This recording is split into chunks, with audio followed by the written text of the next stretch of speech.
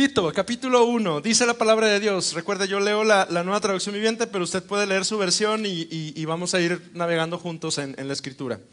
Yo, Pablo, esclavo de Dios y apóstol de Jesucristo, escribo esta carta. Fui enviado para proclamar fe a los que Dios ha elegido y para enseñarles a conocer la verdad que les muestra cómo vivir una vida dedicada a Dios. Esta verdad les da la confianza de que tienen la vida eterna, la cual Dios, quien no miente, les prometió antes de que comenzara el mundo. Y ahora, en el momento preciso, Él dio a conocer este mensaje que nosotros anunciamos a todos. Es por mandato de Dios, nuestro Salvador, que se me ha confiado esta tarea para Él. Le escribo a Tito, mi verdadero hijo en la fe que compartimos. Que Dios Padre y Cristo Jesús nuestro Salvador te den gracia y paz. Incline su rostro un minuto y vamos a orar al Señor. Señor, ¿cuántas gracias te damos hoy, Señor?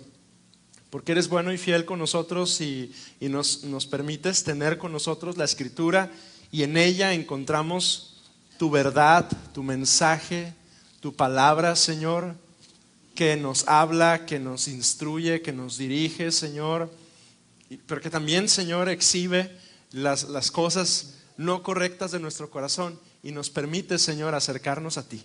Dios, hoy vamos a leer tu palabra y queremos pedirte, Dios, que tú hables a nuestro corazón y que tú nos permitas, Señor, introducirnos a esta carta tan especial y encontrar tu mensaje para tu iglesia y para nosotros, en el nombre de Cristo. Amén. Amén. Estamos delante de una carta muy especial. Cuando leemos usted y yo el Nuevo Testamento nos damos cuenta que hay varios géneros literarios en la Biblia.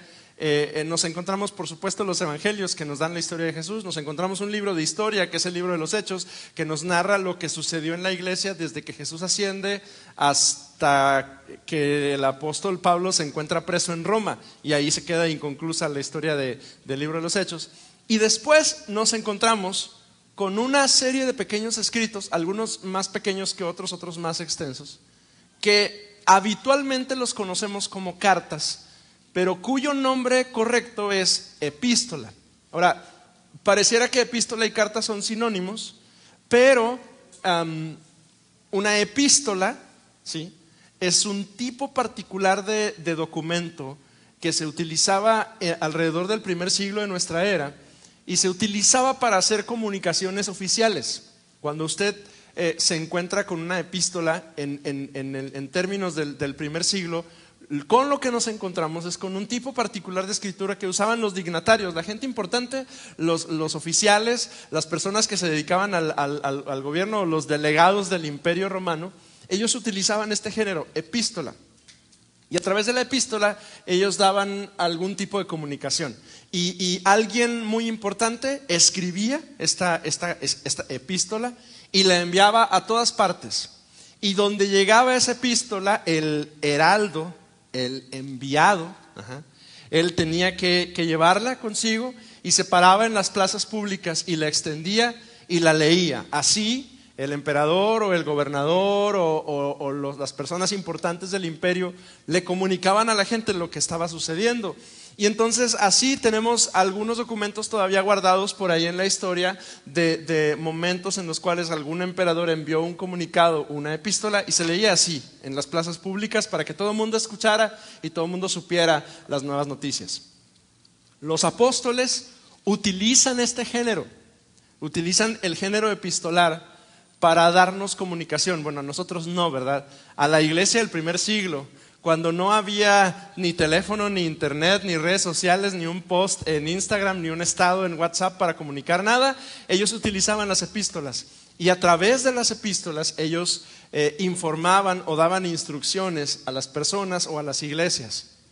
Estamos delante de una epístola escrita por un hombre que usted y yo conocemos muy bien, ¿verdad? Que se llama Pablo, ¿verdad? Y lo primero que podemos observar en esta carta es la presentación que Pablo hace de sí mismo. Él dice, yo, Pablo, y aunque puede sobrar decirlo, él no se llama Pablo realmente. Su carta, su acta de nacimiento dice Saulo de Tarso, y sin embargo él se presenta delante de la gente como Pablo. Quiere decir que él se sabe un hombre transformado, un hombre redimido, un hombre renovado, y por eso él utiliza el nombre de Pablo, ¿verdad?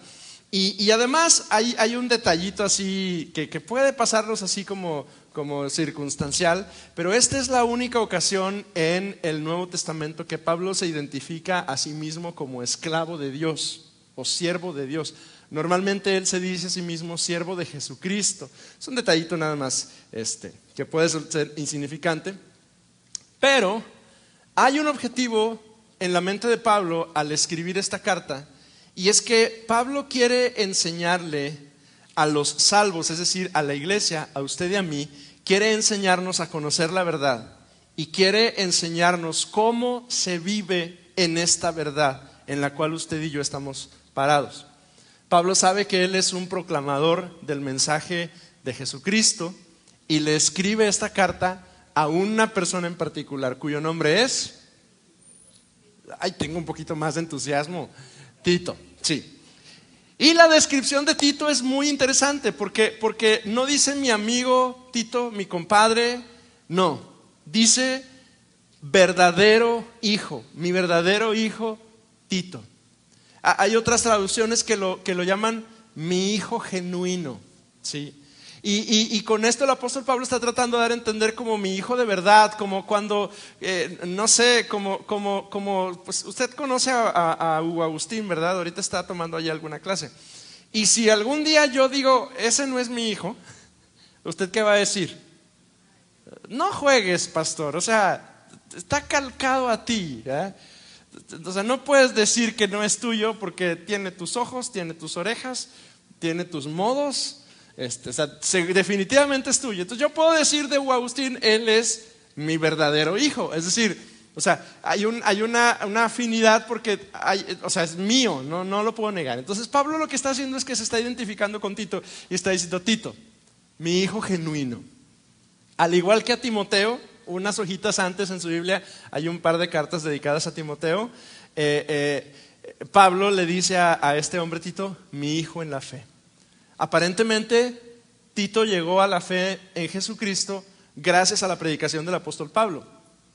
La historia nos enseña que Tito era gentil. Tito era un griego que llegó a Cristo sin necesidad de convertirse primero al judaísmo. Es decir, era un griego que no participó de los ritos judíos, ¿sí? O sea, no se hizo judío, quiere decir que nunca se circuncidó, y se convirtió al cristianismo por la predicación del apóstol Pablo. Pero hay un detalle curioso, y es que a pesar de ser tan importante el papel de Tito, Tito no se menciona nunca en el libro de los Hechos. Se menciona en las cartas del apóstol Pablo, se menciona en Gálatas y se menciona en Segunda de Corintios, pero no se menciona en ningún lugar en el libro de los Hechos, aunque asumimos que en algún momento Tito junto con Lucas viajaron al lado de Pablo. Tito tiene algunas habilidades especiales que son dignas de señalar y ahorita me va a entender por qué estoy haciendo tanto énfasis en la vida y la personalidad de Tito. Tito es uno de esos viejos apacibles que tanto necesitamos en la vida, ¿sí? Tito es lo que usted y yo hoy conocemos como un hombre mediador. ¿Usted entiende cuando yo digo un hombre mediador? ¿Sí? Es de esas personas que es un lujo tenerlos en un equipo de trabajo. Es ese tipo de personas que usted sabe que si Tito está ahí en el equipo, con Tito no va a haber bronca, ¿verdad? Si Tito va a ser un buen hombre, él va a dar su opinión, va a objetar cuando sea necesario, lo va a hacer apropiadamente, pero es un buen hombre. Y cuando haya un conflicto, porque por eso son importantes las personas que son mediadoras, porque siempre en las relaciones humanas existe la tensión y la posibilidad del conflicto. Cuando haya un conflicto, Tito va a ser el que va a estar ahí y va a decir, a ver, tú primero, y a ver, ahora tú, tú ya hablaste, ahora tú, Raúl, a ver, ese es Tito, es mediador. Y la gran característica de las personas mediadoras es, además de su carácter apacible, es también su fuerza de voluntad para poder, a través de una buena actitud, lograr mediar entre dos rinocerontes que se están peleando. Sí me entiende el concepto teológico de rinoceronte, ¿verdad? Sí sabe cómo que habemos personas rinoceronte, ¿verdad? Que cuando hay un conflicto, agarramos los piecitos y empezamos a hacer polvito y nos preparamos, nos perfilamos, centramos el cuerno del rinoceronte y le damos derechito, ¿verdad? Sí, algunos nos identificamos, algunos sabemos de qué estamos hablando. Tito es el tipo de personas que están ahí en medio y que logra, a través de su carácter, detener y conciliar. Tito es valiosísimo para la historia de la iglesia. Cuando Pablo necesitaba a alguien que pudiera resolver un conflicto, Tito era el indicado. De hecho, ya Tito había tenido una misión previa, así difícil, en la historia de la iglesia. Pablo lo había enviado a Corinto. Y si usted lee la carta a los Corintios, las dos cartas a los Corintios, usted va a saber que los Corintios eran una cosa difícil. Eran voluntariosos, eran complejos y además tenían un estilo de vida como medio inmoral. De hecho, cuando leemos la carta a los Corintios nos damos cuenta de que los corintios luchaban de hecho con la inmoralidad y con la fornicación. Y Tito llega a Corinto, a un lugar no sencillo, con asuntos serios de inmoralidad y problemas de unidad en la iglesia cristiana. Y Pablo, en 2 Corintios 7, Pablo se expresa de Tito con alegría, porque al parecer Pablo envía a Tito a Corinto y Tito tiene éxito y calma la situación en Corinto. O sea, perdóneme la expresión, pero un amigo mío decía que es como los perros de rancho. Sí, sabe cómo son los perros de rancho. Los amarran en las fiestas y los sueltan en los pleitos. Sí, así era Tito. O sea, era bueno para entrarle a los trancazos y para dar solución al asunto. Vea la tarea que le está dando Pablo a Tito en el versículo 5. Dice: te dejé en la isla de Creta para que pudieras terminar nuestro trabajo allí y nombrar ancianos en cada ciudad, tal como te lo indiqué. Ahora, Tito es enviado a un lugar muy especial que es la isla de Creta. Si usted busca un mapa de Europa, se va a encontrar que en algún lugar al sur de Grecia se encuentra, al sur de Grecia, en un golfo que se llama el Mar Egeo, se va a encontrar una isla muy grande, no es una isla chiquita, es una isla bastante grande que se llama Creta. Igual que las camionetas bonitas estas que hay ahí de una marca muy bonita de carros, Creta. Es una isla en el Mediterráneo donde Pablo había predicado el evangelio previamente y Pablo solía hacer lo que le está indicando a Tito. Llegaba a algún lugar, predicaba el evangelio, gente se convertía a Cristo y después designaba personas que él llamaba ancianos. Tiene varios nombres: ancianos, presbíteros, algunas veces les llama obispos. Cuando en la Biblia encontramos estas tres palabras, anciano, presbítero y obispo, casi siempre son sinónimos. Y entonces Pablo tiene este estilo de trabajo. Él llega, predica la palabra, enseña, se convierte gente y designa ancianos y en ellos delega responsabilidad para que ellos se conviertan en colaboradores que continúen el trabajo del ministerio. Lo había hecho en Creta. El problema es que los cretenses son una cosa aparte. O sea, los ciudadanos de Creta se cuecen diferente que todos los demás. Tienen un carácter particular, tienen una manera de ser tan especial que a pesar de que Pablo ya había hecho eso en Creta, de pronto y se da cuenta que en Creta hay un desastre. La iglesia está desorganizada, los miembros de las iglesias, porque además hay que decir, no es una iglesia, son muchas iglesias. En cada una de las comunidades había un grupo de creyentes y cada uno de esos grupos de creyentes necesitaban a alguien que estuviera ahí al pendiente dirigiéndolos y nadie se hacía responsable. Entonces Pablo manda, adivinen a quién, a Tito, y le dice, tu chamba, Tito, es continuar con lo que yo te dije. Pablo escribe esta carta alrededor del 63 después de Cristo, y su intención es muy clara, para que puedas terminar nuestro trabajo ahí, y quiero entrar en materia. Porque la vida cristiana, amado, se trata de continuidad. Y el ministerio y el servicio al Señor se trata de continuidad. ¿A qué me refiero con continuidad? Usted y yo tenemos que tener, cuando usted y yo llegamos a Cristo, usted y yo necesitamos entender que lo que nosotros hacemos en el reino de Dios, no lo hacemos para nosotros, no lo hacemos para gloria nuestra, lo hacemos para construir el reino de Dios, y tenemos que hacerlo sabiendo, uno, que usted y yo no vamos a terminarlo, ¿sí?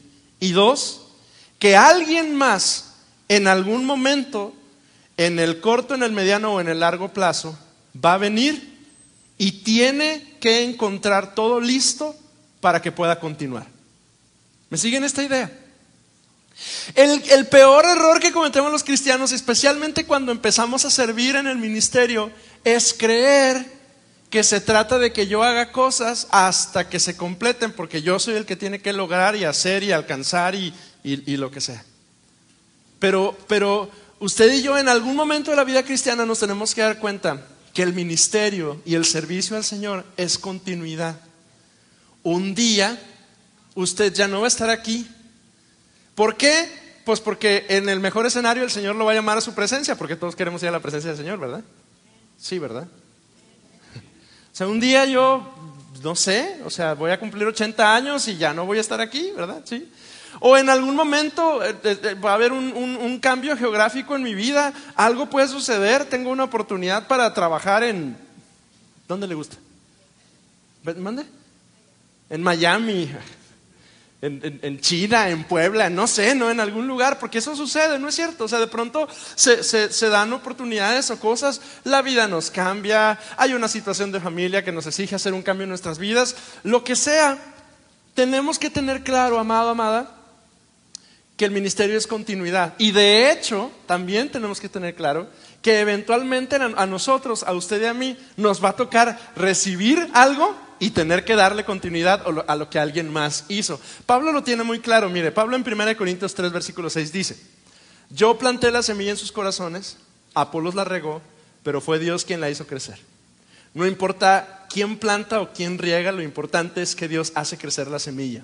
El que planta y el que riega trabaja en conjunto con el mismo propósito. Cada uno será recompensado por su propio arduo trabajo, pero ambos somos trabajadores de Dios y ustedes son el campo de cultivo de Dios, son el edificio de Dios. O sea, Pablo está diciendo, uno riega, otro siembra, pero Dios es el que da el crecimiento. Y así nosotros. A veces, amado, le va a tocar regar. Espero que no le toque regarla. A veces le va a tocar regar, a veces le va a tocar sembrar, a veces le va a tocar arar la tierra, a veces le va a tocar cosechar.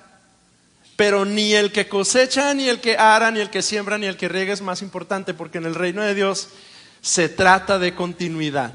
Se trata de que Monse hace algo y completa un periodo y un trabajo y un algo, y después me toca a mí llegar a estar en la posición de Monse, y ahora me toca a mí darle continuidad a ese trabajo en el Señor que ha dado, y después le va a tocar a Isidro llegar ahí donde yo estaba, donde yo lo dejé, porque el Señor me va a poner o al ladito, o atrás, o adelante, o en algún otro lugar, y tengo que darle continuidad. Ese es el trabajo. Pablo le está diciendo a Tito: te dejé ahí para que dieras continuidad a lo que yo estaba haciendo. Por alguna razón los seres humanos batallamos tanto en entender este principio, porque nos gusta hacer todo, aunque digamos que no, nos gusta hacer todo. Y yo tengo algunas teorías por qué nos gusta hacer todo. Quizá porque queremos el crédito de la foto completa, pues a lo mejor. O a lo mejor porque somos egoístas y no queremos que alguien más se involucre en nuestros asuntos, también puede ser. O simplemente porque nos gusta hacer todo. No hay más explicación. Queremos hacer todo. Y si usted, al igual que yo, batalla para rodearse de colaboradores para las tareas que debe desempeñar, ya sea en su casa, en su familia, en su trabajo o en el ministerio aquí en la iglesia, usted, igual que yo, necesitamos escuchar con atención este principio. No podemos solos. Dígale al que tiene junto a usted, dale un codazo y dígale, ¿no puedes solo? Dile. No puedes, dile, no puedes solo. No se puede. No se puede porque un día algo va a pasar y usted no va a poder continuar. Necesita a alguien que continúe con lo que usted está haciendo. Ni el apóstol podía solo. Oiga, don apóstol Pablo, o sea, el viejón Pablo, el escritor de 1/3 del Nuevo Testamento, él no puede solo. ¿Qué te hace pensar a ti que tú puedes solo? O sea, él mismo seguía este principio de delegar. El principio es muy especial. Te dejé ahí para terminar nuestro trabajo y dice, y nombrar ancianos en cada ciudad. Nombrar ancianos en cada ciudad. Esa es la tarea que el apóstol le ha dejado a su hijo en la fe. Y al igual que a Timoteo, Pablo le da instrucciones precisas sobre el perfil que estos que aspiran a ser colaboradores del ministerio deben tener. Fíjese lo que dice el verso 6, léalo conmigo. El anciano,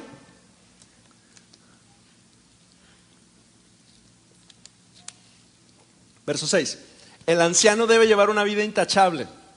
Tiene que serle fiel a su esposa y sus hijos deben ser creyentes que no tengan una reputación de ser desenfrenados ni rebeldes. Pues un líder de la iglesia es un administrador de la casa de Dios. Debe vivir de manera intachable, no debe ser arrogante ni iracundo, ni emborracharse, ni ser violento, ni deshonesto con el dinero. La lista está sabrosa, ¿verdad? Me gusta. Si aspiramos a ser seguidores de Jesús, debemos buscar esas virtudes que son esenciales y que tienen que ver, escuche bien, con dominio propio, con aptitudes morales genuinas y con carácter cristiano. Y yo quiero señalar eso como algo muy importante, porque solemos medir las aptitudes en términos del mundo. Y en los términos del mundo, el que sabe más y el que puede más es el que hace. De hecho, cuando usted aspira a una nueva posición en su trabajo, y algunos de ustedes han estado en esos procesos ahorita de cambio de trabajo, de oferta de trabajo, ¿por qué le ofrecen ese trabajo? Porque sabe, porque tiene lo necesario, porque estudió lo suficiente, porque tiene el conocimiento y la capacidad. Pero resulta que en el servicio al Señor no es solo el que sabe ni el que puede. De hecho, el Señor así lo dice, ¿verdad? No es del que quiere, sino del que Dios tiene misericordia. Aparentemente, Pablo está diciendo, no se trata de que sepas ni que tengas, se trata de que tú tengas, 1, dominio propio, aptitud moral, carácter cristiano. Porque conocemos historia tras historia de personas con mucho conocimiento, que aparentemente estaban muy comprometidos, pero con problemas en su dominio propio, con poco carácter cristiano, a quienes en algún momento se les confió el ministerio y la cosa no terminó bien. Y el error es que podamos comprar que esta lista de virtudes es exclusiva de aquellos que aspiran al ministerio. Oigan, no. Esa lista de virtudes del versículo 6, 7 no es algo exclusivo de aquel que quiere estar en el ministerio. Es una lista de requisitos para usted y para mí. ¿Sí? Independientemente si usted predica detrás de un púlpito o si usted dirige de alguna manera algún área del ministerio de la iglesia. Verso 8, continúa los requisitos continúan, verso 8. Al contrario, debe recibir huéspedes en su casa con agrado y amar lo que es bueno. Debe vivir sabiamente y ser justo. Tiene que llevar una vida de devoción y disciplina. Debe tener una fuerte creencia en el mensaje fiel que se le enseñó. Entonces podrá animar a otros con la sana enseñanza y demostrar a los que se oponen que están equivocados. El buen Tito, nuestro amigo Tito, estaba enfrentando uno de los retos más grandes de su pastoral. Las iglesias de Creta necesitaban líderes y los grupos necesitaban dirección, y Tito no la tenía fácil, pero si seguía las instrucciones iba a ser menos complejo. Y la instrucción es: establece ancianos. Una iglesia ordenada debe tener ancianos, es decir, debe tener gente comprometida, reconocidos, que cumplan los requisitos prescritos. Irreprensibles, maridos de una sola mujer con hijos creyentes. La versión 60 dice: es necesario que el obispo, utiliza la palabra obispo, sea irreprensible, administrador, no soberbio, no iracundo, no dado al vino, no pendenciero. Son palabras que ya no son tan familiares para nosotros, ¿verdad? Pero que describen cosas importantes. Hospedador, amante de lo bueno, sobrio, justo, santo. Verso 10. Pues hay muchos rebeldes que participan en conversaciones inútiles y engañan a otros. Ahí ya entramos en asuntos. Ahí ya Pablo está diciéndole a Tito: esta es la razón por la cual es importante que la gente de Creta entienda que deben estar comprometidos y desarrollar carácter cristiano, ¿sí? Y yo creo que esta realidad de los cretenses, chance y todavía de pronto y se presenta entre nuestras comunidades, ¿verdad? Y a lo mejor y tenemos que atenderlas. Dice: hay muchos rebeldes que participan en conversaciones inútiles y engañan a otros. Me refiero especialmente a los que insisten en que es necesario circuncidarse para ser salvo, porque había un grupo de gente que todavía estaba tratando de convencer a los cristianos de que tenían que judaizar. Verso 11, vea lo que le dice Pablo a Tito, porque la instrucción es bastante ruda. Miren, ¿qué dice el verso 11? Hay que callarlos, porque con su falsa enseñanza alejan a familias enteras de la verdad y solo lo hacen por dinero. Incluso uno de sus propios hombres, un profeta de Creta, dijo acerca de ellos: todos los cretenses son mentirosos, animales crueles y glotones perezosos. Y luego Pablo dice: es la verdad, así que repréndelos con severidad para fortalecerlos en la fe. Tienen que dejar de prestar atención a mitos judíos y a los mandatos de aquellos que se han apartado de la verdad. Aparentemente el gran problema de Creta procedía de falsos maestros, especialmente aquellos que llamaban a la circuncisión. Y parece que había problemas de moral, algo común entre los cretenses y que se estaba permeando en la comunidad cristiana. Y la anotación de Pablo respecto a los cretenses es al mismo tiempo como chistosa y preocupante, porque dice: todos los cretenses. Utiliza un refrán de un tipo que lo tengo anotado por acá abajo, que se llamó Epiménides, que 600 años atrás era un filósofo, y él fraguó este refrán: todos los cretenses son mentirosos, animales crueles y glotones perezosos. Dígale al que tiene al lado: ¿no serás cretense? No es cierto, no se cree. Y dígale usted: no, yo no soy un cretense. Claro que no. Nosotros no somos así. Pero de esta anotación que Pablo hace, podemos distinguir que los cretenses eran más o menos así. Tenían un carácter insubordinado. Es decir, eran gente de trato difícil, que si se les daba una instrucción: ay, ¿por qué? ¿Y cómo? ¿Nada más porque tú dices, pastor? No. Eran insubordinados, eran dados a las palabrerías, estaban motivados por ganancias deshonestas, tenían instrucciones doctrinales erróneas y eran pretenciosos. Eran el tipo de persona que ellos pensaban que ellos sí sabían, ¿sí? Y que cuando alguien llegaba y trataba de instruirles o de medio dirigirles, no se dejaban.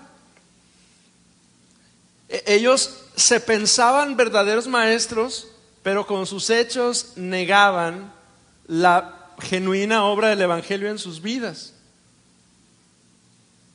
Y de hecho, los cretenses se hicieron tan famosos que hasta se fraguó, se creó una palabra. O sea, Creta se convirtió en un verbo.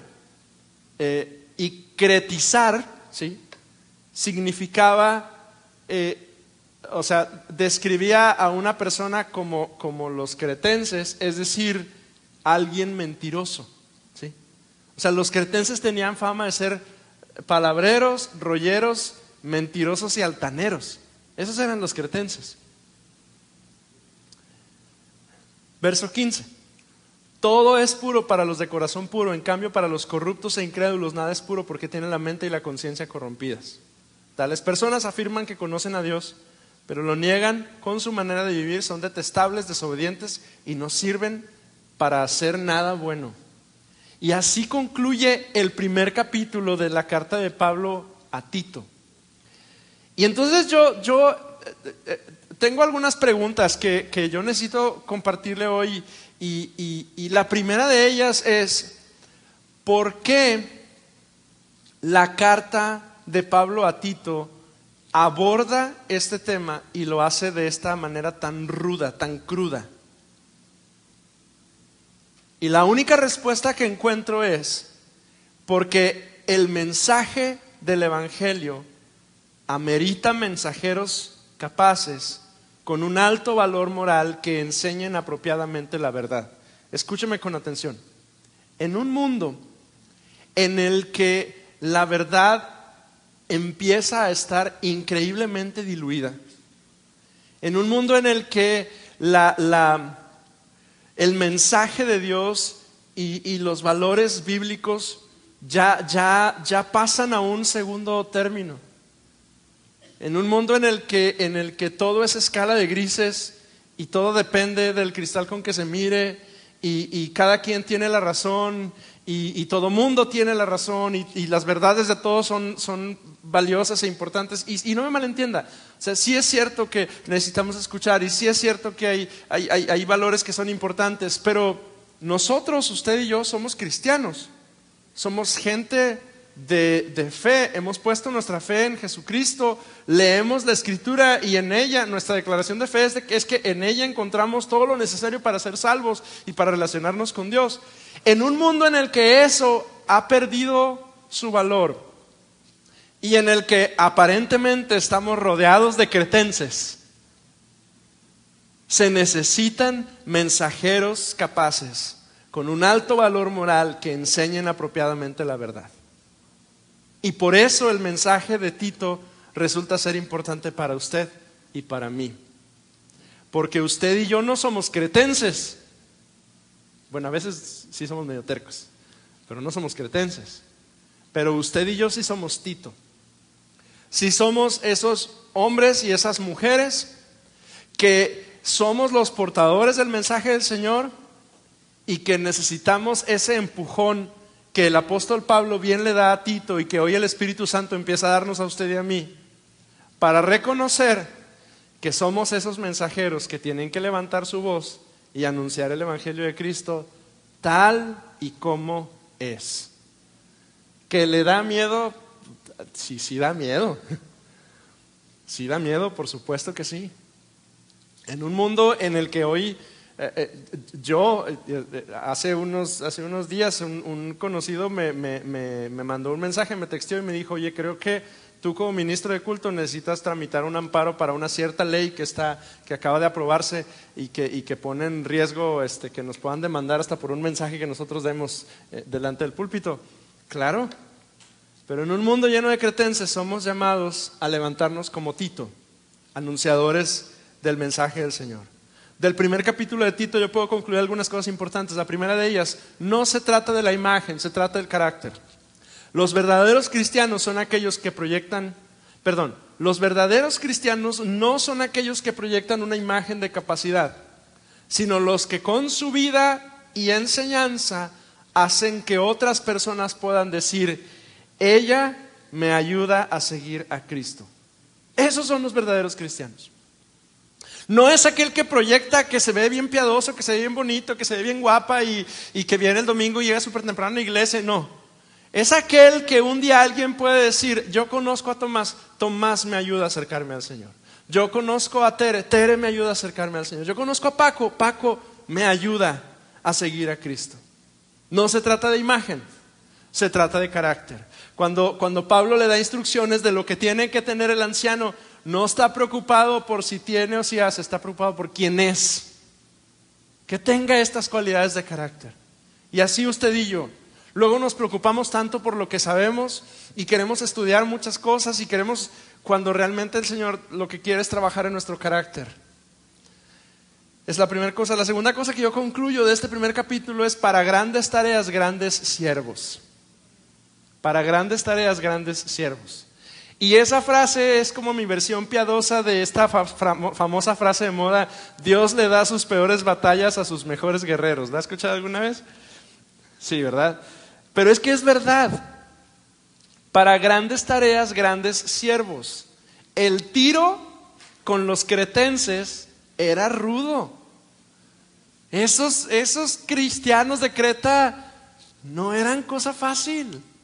Definitivamente no. Pero para un cretense de rudo, un Tito poderoso en el Señor, ¿verdad? Y es lo mismo para nosotros. El bueno para atender un asunto tan complejo como la iglesia de Creta era Tito.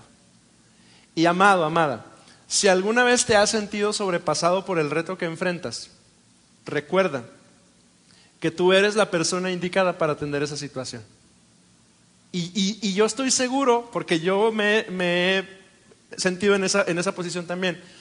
Probablemente en los últimos meses, en las últimas semanas, tú te has sentido así. Y tú dices, estoy sobrepasado para esto, yo no puedo. Yo no sé qué hacer, yo no sé cómo proceder, yo no sé qué decidir, ni qué no hacer, no sé cómo entrarle al asunto. Amado, amada, si estás ahí, tú eres la persona indicada para darle atención al asunto. No voltees a otro lado esperando que alguien más haga lo que evidentemente Dios te está llamando a ti a hacer.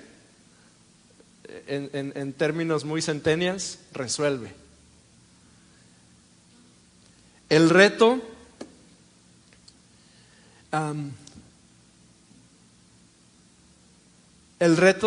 delante de Tito era solucionar los conflictos en Creta. ¿Qué reto tienes tú delante? El que sea, tú eres el indicado. Tú eres el indicado. Y la última cosa que yo puedo concluir de este primer capítulo es: servir al Señor requiere compañía. No podemos solos. No puedes solo, ni yo tampoco. Yo le doy muchas gracias a Dios porque la semana pasada estábamos en conferencia anual, esta asamblea anual en la que nos reunimos los pastores y laicos de nuestras iglesias, y cada año se ratifican nombramientos, y cada año, esta es una tensión que vivimos Lorena y yo cada año. Cada año tenemos que ir y reunirnos ahí, y cada año termina el culto y estamos agarrados de la mano escuchando que no nos nombren, que no nos nombren, que no nos nombren, que no digan que nos vamos a otro lado, que seguimos ahí. Cada año es igual. Por la bendición de Dios, este año el Señor nos permite otra vez estar sirviendo junto a ustedes. Ay, gracias. Pero escúcheme bien. Pero la razón de decir es esta. Pero un día no va a pasar. Y yo estoy consciente de eso, y yo creo que usted también, ¿verdad? O sea, un día el Señor, a mí como a usted, porque a usted un día le van a ofrecer trabajo en Torreón o en Chihuahua o no sé en dónde, o en Cancún, exacto. Casa ya tenemos, ¿verdad? Entonces ya no. Un día puede pasar, a usted o a mí, y ese día, ¿qué va a pasar? Ese día Pablo va a tener a un Tito cerca y le va a decir: te estoy dejando ahí para que des continuidad a lo que yo estaba haciendo. Y es lo mismo con nosotros. Y no es que nos queremos ir, es que tenemos conciencia que somos parte de un tren, de una gran máquina llamada iglesia, en la cual cada uno de nosotros hacemos algo en particular. Y cada una de las cosas que usted y yo hacemos es importante, y por favor no lo deje de hacer, O sea, hay de usted que si usted se sabe parte de alguna parte de la máquina de la iglesia y usted dice: yo ya no quiero hacer nada, no lo haga. Pero eventualmente un día puede pasar que yo me voy a Cancún, o ¿quién se va a ir a Cancún? ¿Y qué va a pasar? Somos parte de un cuerpo en el que alguien, estoy seguro, va a ser enviado por Dios como Tito para completar el trabajo que se tiene que hacer. No estamos solos. Amado, no camines solo. Y yo sé que se lo digo un montón de veces, y yo sé que algunos ya los deben tener así bombo, con la cabezota así grandota de cada vez que le digo: no andes solo, no camines solo. Es algo que suelo decirle a mucha gente: no camines solo, tienes gente alrededor que te puede acompañar, que te puede fortalecer. Amado, amada, no camines solo, necesita de sus hermanos. especialmente si usted tiene una labor, no camine solo, tenga a alguien junto a usted, que si ese martes o miércoles no puede estar en la célula y a usted le toca, usted le puede decir, te toca. Incline su rostro, por favor.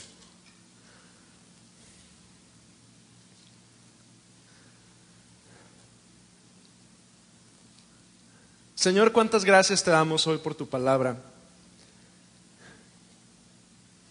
Y qué maravilloso eres, Dios, que nos permites abrir la Escritura y encontrarnos, Señor, con una carta como esta y encontrar tu consejo y escuchar tu voz que nos recuerda, Señor, que necesitamos ser mensajeros fieles, como Tito, con valor, listos para anunciar y predicar tu palabra, Señor, en donde quiera que estemos. Señor, cuántas gracias te damos, Dios, porque tú hoy nos recuerdas, Señor, que se trata del carácter, que no se trata solo de lo que sabemos hacer o de lo que podemos hacer, sino de tu presencia en nosotros y de tu transformación en nuestro corazón, que hace que otros puedan acercarse a ti a través de nuestras vidas. Perdónanos, Señor, si ha habido alguna ocasión en la que alguien de hecho se ha alejado de ti por culpa nuestra. Perdónanos, Señor, si alguna vez hemos sido como esos cretenses, necios, glotones, mentirosos. Señor, hoy cretense no nos describe. No somos, Señor, ni mentirosos ni glotones, ni pretenciosos, ni habladores. Hoy somos gente del reino de Dios, transformados por ti, mensajeros de tu palabra, Señor, comprometidos contigo, Señor.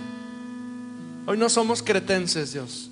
Al contrario, somos Tito, llamados por ti a continuar la labor del reino de Dios entre nosotros. Ayúdanos. Amado, yo quiero pedirle que se ponga de pie, por favor, conmigo, y quiero orar un par de cosas más. A lo mejor llevamos alguna temporada en la que nos sentimos sobrepasados. Percibimos,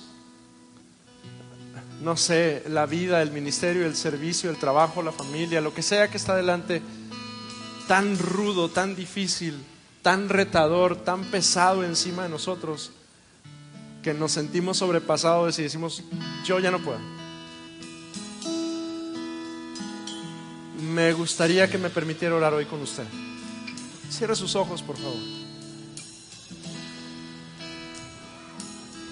Quizá alguno, amado, nos hemos sentido así, sobrepasados. Creta es tan dura, Creta es tan ruda. Claro, estoy hablando como una metáfora, ¿verdad? La vida se está poniendo tan difícil, las situaciones en el ministerio, en el servicio, en el trabajo, en la familia, en el matrimonio, en donde sea, se están poniendo tan intensas que nos sentimos sobrepasados. Pero, amado, yo le tengo que decir de parte de Dios, usted es el indicado para estar ahí y para enfrentar esa situación y vencer. No se achique, al contrario, eleve su mano al Señor, pésquese del Señor y camine fortalecido por Él, porque a eso lo envió el Señor. Y si usted necesita esta oración, permítame saberlo y levante su mano, por favor, y déjenos orar por usted el día de hoy.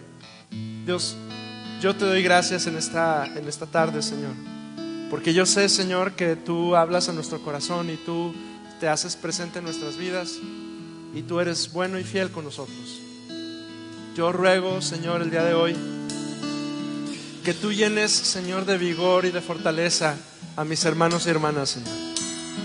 Algunos se han sentido sobrepasados, algunos han dicho incluso, yo ya no puedo más, esto es demasiado para mí. Yo quiero rogarte, Dios, que tú les ayudes, que tú les fortalezcas, que tu gracia, Señor, esté con ellos. En el nombre de Jesús. Ayúdanos, Dios. Te necesitamos, Señor. Te necesitamos, Dios. Te necesitamos, Señor. Gracias, Dios. Gracias, Señor, por tu palabra y porque estás con nosotros. En el nombre de Jesús.